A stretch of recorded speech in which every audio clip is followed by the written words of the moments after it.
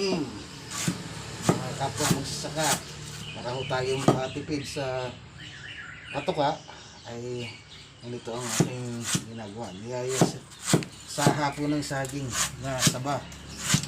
Yan. Maninipis lang po ang ating gagawin na pagyayas-yas. Tapos saka natin siya tatagtarin. Pwede namang kung merong darak, darak na lang ang gamitin para mas mura.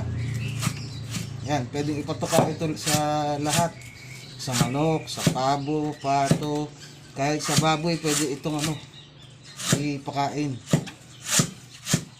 Kaya yung sinasabi nila na na masakit sa bulsa ang mga pakain, kung puro feeds ang gagamitin natin,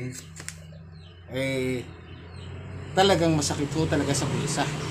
Kasi sa panahon ngayon, kung paano tayo makakatipid o makakamenos, yun ang dapat natin gawin. Kaya ito, saha ng saging na tatagtarin uli at hahaluan natin ng pang-feeds. Ika nga isang dakot ihahalo dito para lang medyo may maamoy ang ating mga alaga. Pagka naamoy nila yan, tuka na sila ng tuka. Okay? Ito ang inyong kontrabidang magsasaka na nagsasabing, magtanim ko man na magtanim, may aanihin din. Bye-bye!